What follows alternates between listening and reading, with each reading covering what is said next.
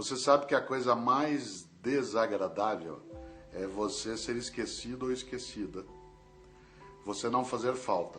Por exemplo, quando você vai a um lugar e as pessoas não te notam, não é um problema de vaidade. É porque você não compõe aquilo como parte da cena, vira mera paisagem. Quando você não vai a um lugar e as pessoas não ligam para saber por que não foi, o filósofo Berkeley dizia que ser é ser percebido. Por isso que nós vivemos no século XXI uma certa confusão entre fama e celebridade. A celebridade ela é muito fugaz, ela passa logo, enquanto que a fama é uma coisa mais perdurante, ela tem um tempo maior. Se eu não existisse, que falta faria? Eu espero fazê-la. Quando eu não sou lembrado, quando eu sou esquecido, eu na prática morro. É o anonimato por exclusão. Até uma coisa de curiosidade nisso, os gregos tinham um verbo para esquecer que é letos, da onde vem letal, mortal. Estar morto é ser esquecido. Aliás, é na memória que nós vivemos.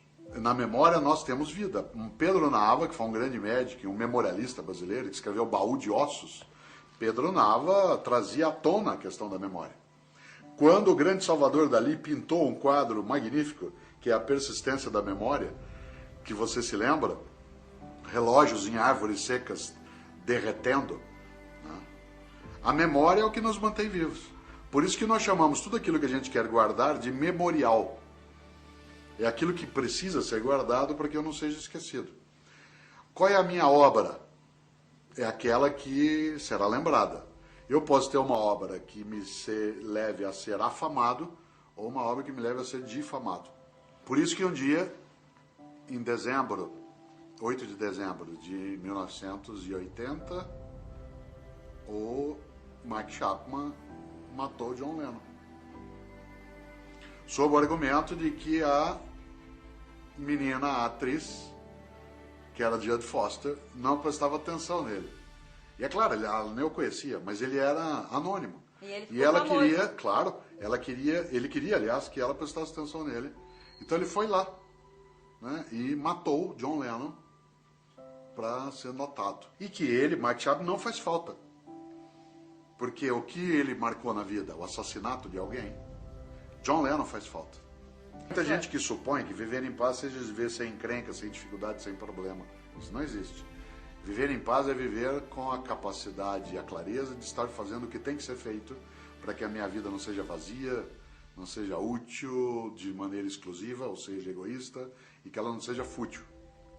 Nessa direção, viver em paz é viver com a consciência daquilo que a gente precisa fazer para que a vida se eleve em vez de ser rebaixada. Temos hoje uma situação muito comum das pessoas estarem perto sem estarem juntas. Grandes cidades, grandes aglomerações, até algumas famílias. As pessoas vivem no mesmo lugar, elas estão perto, mas não estão juntos. Perto é uma questão de geografia, junto já é uma escolha de natureza ética. E nós temos pessoas que estão perto e juntas, elas costumam ter conflitos, divergências de postura, divergências de ideias, desejos diversos. Conflito significa a capacidade de admitir a divergência e tê-la. Confronto é a tentativa de anular o outro, ou fazer com que a outra pessoa ela desapareça. Eu gosto muito da palavra ópera, ópera, em italiano, ou depois também no próprio latim, porque a obra significa aquilo que eu faço e que me faz. Michelangelo um dia escreveu que ogni de pintore de pinta a se. Todo pintor pinta a si mesmo. Portanto, toda obra me conta. Eu, quando faço algo, seja uma comida, seja um poema, seja um carinho, seja um trabalho, seja um jardim plantado, seja o mal, seja agressão, seja ofensa, eu estou me expondo, eu estou, para usar um termo mais antigo da filosofia, eu estou objetivando a minha subjetividade.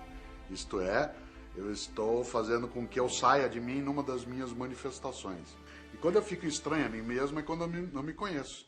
Quando a minha vida fica diminuída, quando eu não construo marcos de solidez, quando eu não robusteço a minha história. Então, perguntar-se é um exercício fortíssimo.